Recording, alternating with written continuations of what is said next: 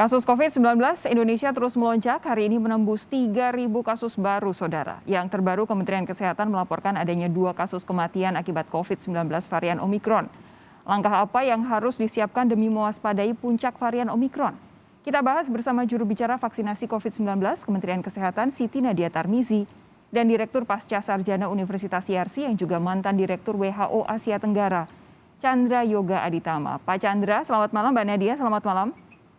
Selamat malam, Mbak Sofi. Selamat malam, Prof. Saya mau ke Mbak Nadia terlebih dahulu. Jadi betul ya, sudah ada 2 kematian akibat varian Omikron. Ini dari pasien mana saja? Iya, satu adalah pelaku perjalanan luar negeri dan yang satu adalah dari transmisi lokal ya. Jadi dari 2 kasus sore ini yang kita dapatkan, yang pertama adalah dikarenakan multikomorbid dan yang kedua adalah karena belum mendapatkan vaksinasi. Oke, jadi yang pertama multikomorbid tetapi sudah vaksinasi lengkap? Sudah vaksinasi lengkap, tapi memang memiliki komorbid DM dan hipertensi yang tidak terkontrol. Oke, yang kedua ini sama sekali belum mendapatkan vaksinasi? Iya, laki-laki usia 64 tahun belum mendapatkan 1 kali dosis 1 maupun dosis kedua. Baik. Nah, terus sampai dengan saat ini kita sudah mencatat kenaikan yang cukup cepat. Hari ini penambahannya 3.000. Apa yang jadi persiapan pemerintah untuk ini? Iya, tentunya evaluasi PPKM terus kita lakukan. Saat ini evaluasi untuk melihat laju penularan maupun respon kapasitas kita lakukan setiap 1 minggu, yang tadinya sebelumnya itu adalah 2 minggu. Tentunya dengan penyesuaian dan pencapaian daripada masing-masing indikator tersebut akan menentukan level PPKM dari masing-masing provinsi dan kabupaten kota. Dan kabupaten kota harus mengikuti sesuai dengan level tersebut terkait pembatasan-pembatasan maupun relaksasi yang dilakukan sehubungan dengan level PPKM-nya. Yang kedua tentunya kita mempercepat ya vaksinasi untuk dosis 1, dosis kedua, selain tentunya vaksinasi pada anak dan remaja dan vaksinasi booster terutama pada lansia yang saat ini kita sudah mulai. Yang ketiga menjadi penting adalah kita akan melakukan distribusi untuk reagen pemeriksaan untuk mendeteksi kemungkinan suspek Omikron, yaitu reagen SGTF ya, yang minggu depan ini sudah mulai akan didistribusikan ke seluruh provinsi untuk bisa lebih cepat mendeteksi kasus. Oke, Pak Chandra, ini yang kita hadapi kasus COVID-19 semakin melonjak, varian Omikron semakin tinggi jumlahnya, lalu sudah ditemukan 2 kematian akibat varian Omikron. Dengan penjelasan persiapan yang dilakukan pemerintah tadi oleh Mbak Nadia, Pak Chandra, apakah sudah teryakinkan atau ada hal yang perlu untuk di-boost lebih lagi? Kalau yang pertama tentu kita berduka atas meninggalnya 2 warga kita yang karena Omikron, apalagi satu adalah transmisi lokal yang tidak ada riwayat perjalanan ke luar negeri dan tidak ada kontak. Jadi saya kira ini situasi yang tentu kita berduka dan ini menunjukkan bahwa memang Omikron tidak bisa dibilang ringan. Itu hal yang pertama. Hal yang kedua, saya tentu saja sependapat bahwa dengan perkembangan hari ini tidak bisa dengan mudah kita mengatakan PPKM harus naik level 3 atau bagaimana. Tentu saja tidak seperti itu, perlu ada analisa, tapi saya mengusulkan jelas harus ada effort tambahan. Dengan kasus 2.000 apalagi hari ini 3.000, maka tentu yang kita lakukan hari ini tidak boleh sama dengan minggu yang lalu. Harus ada perubahan walaupun PPKM levelnya memang belum akan naik karena ada perhitungan sendiri untuk itu. Jadi effortnya harus berbeda, bertambahan. Misalnya saja nomor 1 untuk kita lah ya, untuk kita dulu anggota masyarakat. Jadi ini benar-benar membuat alarm buat kita yang saya pernah sampaikan di TV di Kompas TV juga tentang merubah dari new normal menjadi now normal. Jadi kita harus lebih rajin memakai masker, lebih rajin mencuci tangan dan lebih waspada untuk menghindari kerumunan sejauh mungkin gitu. Ini harus lebih daripada minggu lalu. Itu yang pertama. Yang kedua, saya kira kita semua dengar 2 hari yang lalu atau 3 hari yang lalu Presiden menyampaikan bahwa siapa yang bisa work from home, lakukanlah work from home gitu ya. Itu kan suatu himbauan dari Presiden dan itu bagus kalau memang bisa dilakukan gitu ya. Artinya memang harus dikurangi kegiatan yang sudah ada sekarang ini.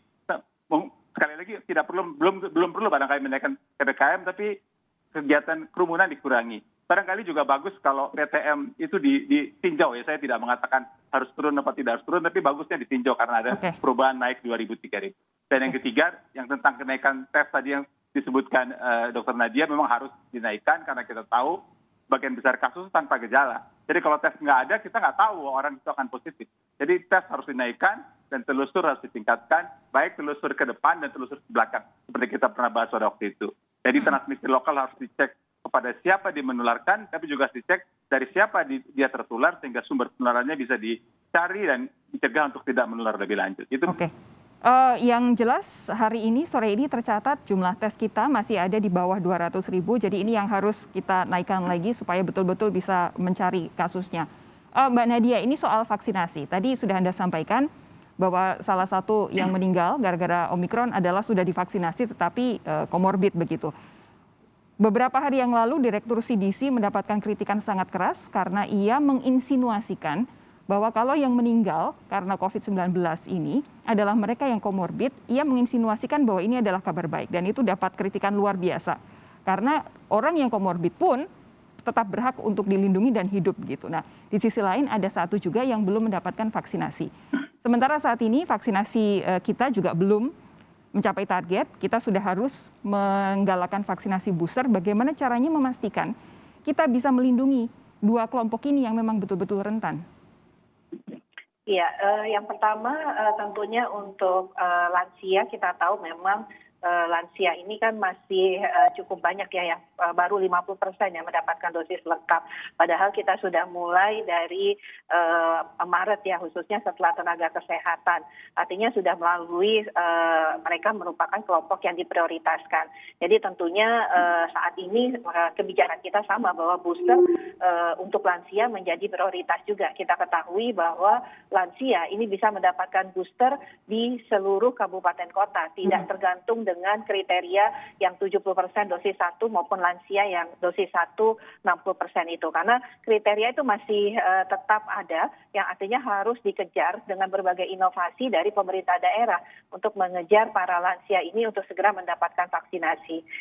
Yang kedua tentunya kita ketahui bahwa kita cukup punya banyak ya stok vaksin, 460 juta itu sudah ada dan yang baru terdistribusi sekitar 320 juta. Artinya kalau daerah melakukan inovasi-inovasi bekerja sama dan dibantu tentunya dukungan pihak-pihak swasta maupun juga TNI Polri maupun juga kementerian lembaga lain, maka kita yakin kita bisa mempercepat akselerasi daripada vaksinasi ini.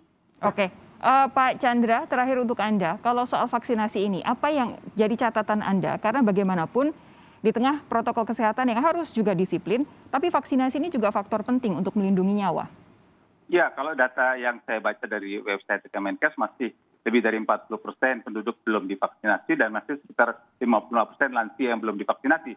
Jadi saya kira mau tidak mau itu harus dicari cara apapun untuk meningkatkannya. Dan salah satu cara yang paling penting adalah membuat orang mendapat vaksin semudah mungkin. Tidak perlu antri, tidak perlu segala macam. Itu untuk yang vaksin, demikian juga untuk yang booster. Saya kira sudah saatnya, kan ada beberapa daerah yang kasusnya tinggi sekali begitu ya. Kecamatan di tempat saya tinggal juga kasusnya tinggi sekali katanya di Jakarta. Jadi saya kira untuk daerah-daerah yang seperti itu, booster harus diprioritaskan. Tadi saya dengar jumlahnya banyak, saya senang sekali dengarnya. Saya sama istri saya lansia udah 6 bulan belum divaksin, walaupun saya sudah dapat vaksin booster sih memang 6 bulan yang lalu. Tapi artinya memang cara-cara seperti ini mesti dicari jalan keluar supaya makin banyak orang bisa divaksin secara cepat. Dan siapa yang perlu, terutama di daerah-daerah yang kasusnya tinggi, segera mendapatkan booster itu. Harus dipermudah akses terhadap vaksinasi ya. Terima kasih Pak Chandra Yoga, terima kasih Mbak Nadia sudah bergabung bersama kami malam hari ini. Sehat terus. Kita jumpa lagi lain waktu.